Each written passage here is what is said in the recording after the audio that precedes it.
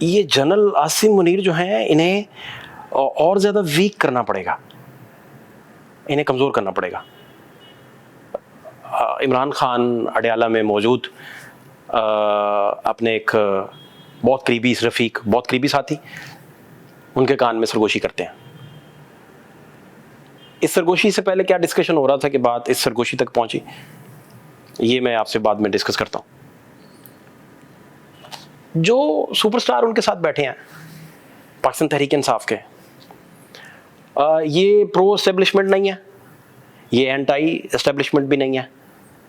तहरीक इंसाफ के उस हस्ती का नाम है ये जो बहुत बैलेंस्ड और बड़ा तवाज़ुन रखती है, जो नपतुला मुस्कुराती है, जो जिसके लहजे में एग्रेशन दूर दूर तक आपको दिखाई नहीं देता। और पाकिस्तान के बेहतरीन सुपरस्टार्स में इनका शुमार होता है। और तहरीक इंसाफ के इतने क्लोज, इतने करीब इस शख्सियत ने मुझे बताया, उन्होंने कहा कि मैं चाहता तो इमरान खान को कायल कर लेता कि इल्हाक पीपल्स पार्टी के साथ करें। ये तहरीक इंसाफ की बहुत मजबूत धड़े की शख्सियत है और इमरान खान का बहुत ज़्यादा एतमाद है इन पर। उन्होंने कहा कि मैं चाहता था कि पीपल्स पार्टी और तहरीक इंसाफ मिल के आगे बढ़ते, और इसकी वजह उन्होंने बताई, मिल के आगे बढ़ने की वजह भी बताई। वो कहते कि मैं चाहता तो इमरान खान को कन्विंस कर लेता कि इल्हाक पीपल्स पार्टी से कर ले, और मैं कन्विंस कर लेता, सोलो फ्लाइट लेके मैं कन्विंस करवा जाता, सिंगल हैंडेडली मैं कन्विंस करवा जाता। तो मैंने पूछा आपने ये क्यों नहीं किया? उन्होंने कहा नहीं, इमरान खान जिस रिदम पे खेल रहे हैं, जो रिदम उनकी पर्सनैलिटी का है आजकल, उसमें मुझे लगा कि वो चाहते हैं कि सारा सिस्टम उनके सामने, political system, political players, political elite जितनी है, वो चाहते हैं कि वो और ज़्यादा एक्सपोज करें। तो उनकी इस बात को सामने रखते हुए मैं, अदरवाइज़ उन्होंने कहा आपको पता ही है, मुझे सबसे पहले बिलावल भुट्टो ने मुबारकबाद दी थी मेरे जीतने पे। मैं जीता हूँ तो बिलावल साहब की मुबारक भी आई, तो मेरा पीपल्स पार्टी के साथ डोर खुल सकता था, बड़े आराम से खुल सकता था। पीपल्स पार्टी में मैं बहुत काबिल कबूल हूँ, मेरी बात किससे है, मुझे वो मानते हैं, मैं जरदारी साहब का एहतराम करता हूँ, इमरान खान का भी एहतराम करता हूँ, मुझे पता है कैसे पॉलिटिकल कार्ड्स को कैसे शफल किया जाता है, अपने यक्के कैसे संभाले जाते हैं, वगैरह वगैरह। और ये जो बात कर रहे हैं, ये ब्रेन है पाकिस्तान तहरीक इंसाफ का, ये ब्रेन कंसिडर होता है। इमरान खान को इन्होंने बहुत जगहों पे, बहुत सारी चीज़ों पे कन्विंस किया है, और वो जो कन्विंस इन्होंने किया है, वो मैं मिसालें देना शुरू कर दूंगा तो ये शख्सियत आइडेंटिफाई हो जाएंगी। और हम ये नहीं चाहते किसी भी लेवल पे, किसी भी स्टेज पे, कि किसी के साथ हमारी बात हुई है तो वो आइडेंटिफाई हो। ये सरगोशी सुनने के बाद तशवीश की एक लहर इनकी आंखों में फैल गई, और ये हैरत से इन्होंने इमरान खान को देखा और ये समझ गए कि इमरान खान का जो मौक़िफ़ था उसमें 1 इंच भी कोई तब्दीली वाक़ई नहीं हुई। और इन्होंने फिर बताना मुझे शुरू किया। इन्होंने कहा असल में जब डील करने भी हम जाते थे, जनरल बाजवा से मीटिंग्स करने जाते थे, तो उसमें भी इमरान खान चाहते ही नहीं थे किसी भी स्टेज पे कि हमारी गुफ्तगू का कोई नतीजा निकले। उन्होंने मिसालें देना शुरू कर दी, एग्जाम्पल्स देना शुरू कर दी। उन्होंने कहा इमरान हार्ड लाइनर रहते थे, हमें भेज देते थे, हम जाके निगोशिएट करते थे और फिर से कोई ना कोई बयान दे देते थे, और इन्होंने बयानबाजी बंद ना की, किसी स्टेज पे भी ना की। अब सिविल मिलिट्री कॉन्फ्लिक्ट को लेकर वो सारी गुफ्तगू होना शुरू हो गई, कब क्या हुआ, कब कैसे हुआ, वो बातें भी याद आना शुरू हो गई जब इमरान खान खुद बैठ के टीवी पर कह बैठे, कामरान खान शो में, पाकिस्तान का बड़ा मारूफ शो है, उसमें कह बैठे कि जो इस वक्त हमें जनरल बाजवा ही रिक्वायर्ड है। और इस बात को लेकर फिर जनरल बाजवा चाहते थे जनरल अजहर को ऊपर लाया जाए, और पूरी स्टेट चाहती थी कि उसको लाया जाए, और इमरान खान साहब लोगों तक, बाकी लोगों पर तक भी यही कन्वे किया जाता था कि इनकी लॉबिंग करें।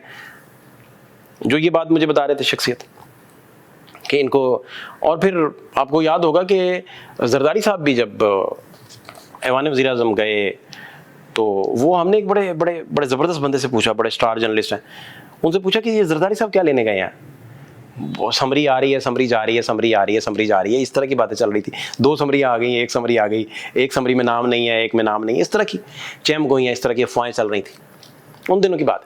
तो जरदारी साहब उठते हैं और मूव करते हैं, मूव करके ऐवान वज़ीर आज़म चले जाते हैं और वज़ीर आज़म हाउस में जाकर शहबाज शरीफ से मिलते हैं। तो मिलने के बाद हमने पूछा एक बंदे से कि भाई, बड़ा स्टार जर्नलिस्ट है, कि भाई ये क्या चल रहा है, रहनुमाई लेने के लिए, हमारे सीनियर है।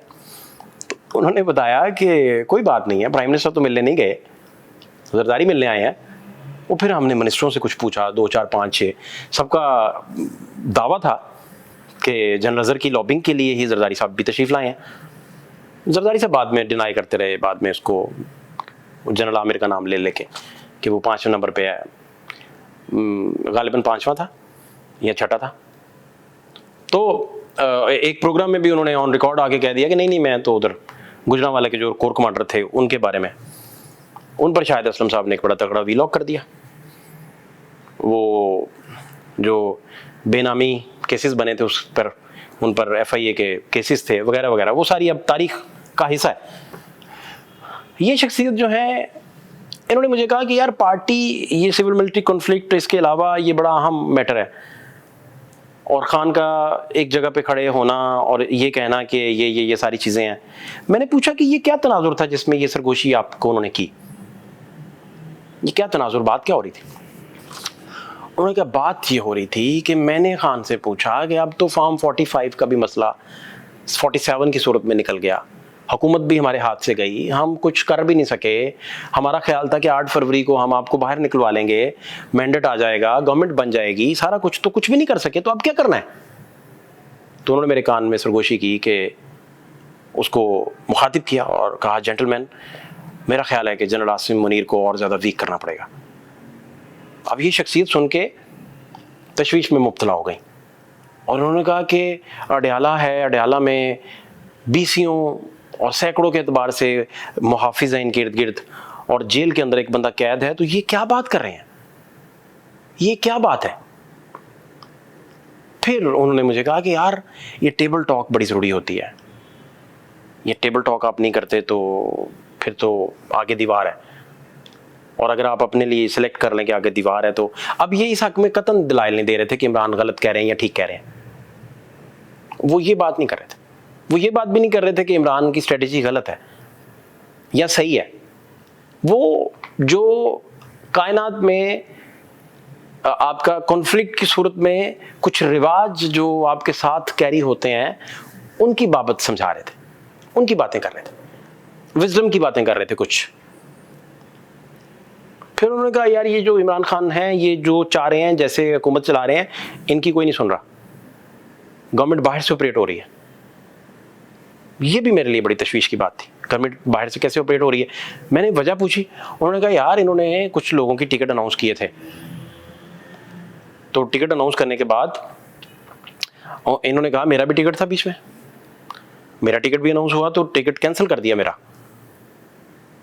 तो उन्होंने कहा तुम्हें पता है मैं तो वकील नहीं हूं, तो मैंने क्या किया कि मैंने वकीलों वाला चोला पहना, लिबास, और मैं वकीलों के जत्थे में घुस के जो रिस्पेक्टेड वकला जाके इमरान खान का केस लड़ते हैं उनके साथ मिला, और मैं जाके इमरान को मिलने चला गया, और मैं वकील नहीं हूं, मैं जाली वकील बना और मैं चला गया। कहते वहां आपो आप ही पड़ी हुई थी, वो सारे लोग जो मेरे सामने किरदार थे, एक बंदे के अलावा, एक बंदे के अलावा जो अपनी डिसेंसी मेंटेन करके बैठा हुआ था, और वो कुछ नहीं मांग रहा था इमरान खान से, कोई डिमांड नहीं कर रहा था, एक बंदे के अलावा। बाकी सारे उन्होंने कहा कि वो सारे लोग अपनी अपनी टिकट का ववेला, अपना अपना रोना धोना रो रहे थे, और कहते कि मैं ये सोच रहा था कि इमरान तो अब जेल में है, तो जो रिप्लेसमेंट्स हम दे रहे हैं, वो रिप्लेसमेंट्स जितनी भी हैं, वो लोग अब पता नहीं, वो कह रहे थे इस काबिल हैं नहीं हैं, क्या सूरत हाल है क्या नहीं। पॉपुलैरिटी होना और बात है, विजडम होना और बात है। पॉपुलैरिटी तो इमरान खान की वजह से ये शख्सियत मुझे बता रहे हैं, और विजडम होना और बात है। बहरहाल ये शख्सियत परेशान थी कि इमरान खान अगर कोई हल नहीं निकालेंगे और वो किसी को वीक करने के लिए या वीक करने के लिए कोई, इससे फिर इन सरगोशियों से पता चला कि ये बाकी सरगोशियों में फिर क्या बातें मैक्सिमम होती होंगी, क्या बातें मैक्सिमम होती होंगी, और आपकी इस लड़ाई में क्या निकलेगा, फिर आउटकम क्या आएगा।